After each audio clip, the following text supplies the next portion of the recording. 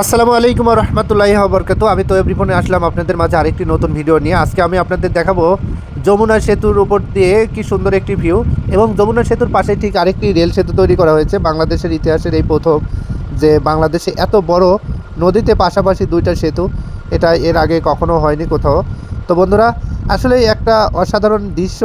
আগে শুধু আমরা এই যমুনা ব্রিজটাকেই দেখতে পেতাম, এখন তার পাশে আরেকটা সেতু দেখতে পেয়ে খুবই ভালো লাগছে। এতেই কিন্তু বোঝা যাচ্ছে বাংলাদেশটা অনেক এগিয়ে যাচ্ছে এবং বাংলাদেশের বর্তমান সময়ে অনেক ভালো অবস্থানে আছে। তো আমরা চাই আমাদের দেশটা আরও সামনের দিকে এগিয়ে যাক এবং সুন্দরভাবে দেশটা পরিচালনা হোক। আমরা সাধারণ মানুষ হিসেবে আমাদের কিন্তু এটাই চাওয়া পাওয়া থাকবে।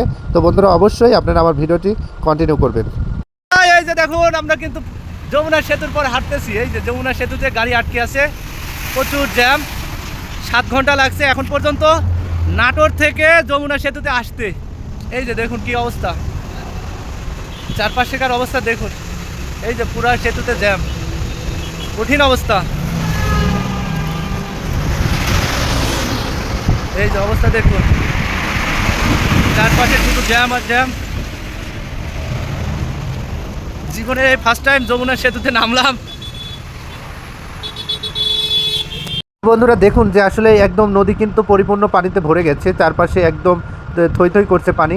আর আমরা ঈদের পরে ঢাকাতে যাচ্ছিলাম, আর সেরকম সময়ে এত পরিমাণে জ্যাম, আমরা এটা এক ধরনের ভালো লাগা মুহূর্ত বলতে পারেন যে আমরা যমুনা ব্রিজের পর মাঝামাঝিতে উঠেছি, আর সে সময় এত পরিমাণে জ্যাম হয়েছে রাস্তাতে, আমরা আর একটুকু গাড়ি আগাইতে পারিনি। পরে গাড়ি থামিয়ে আমরা কিন্তু সবাই নেমে সুন্দরভাবে পুরা যমুনা ব্রিজটা ঘুরে ঘুরে দেখেছি। এটা আমার লাইফের প্রথম এবং আমার খুবই একটা ভালো লাগা মুহূর্ত কেটেছে এই জায়গাতে, যেটা কিন্তু আমি এর আগে কখনো এমনটা উপভোগ করিনি। তবে দেখেন, অনেক আগের থেকে 2002-03 সালের দিকে এই যমুনা ব্রিজটি উদ্বোধন করা হয়, চালু করা হয়, কিন্তু তখন থেকে আমি কোনো দিনও আমি খুব ইচ্ছা করেছি যে এই ব্রিজে একটু নেমে হাঁটবো, কোনো দিনও এটা সম্ভব করতে পারিনি।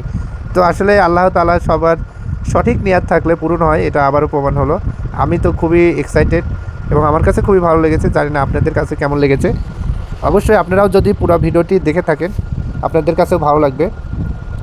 আর আমাদের ঢাকা যেতে 13 ঘন্টা সময় লেগেছে, নাটোর থেকে গাবতলী টেকনিক্যালে পৌঁছাইতে 13 ঘন্টা সময় লেগেছে। তো আসলে এটা খুবই কষ্টদায়ক ছিল, তারপরে আলহামদুলিল্লাহ সুন্দর সঠিকভাবে পৌঁছাইতে পেরেছি।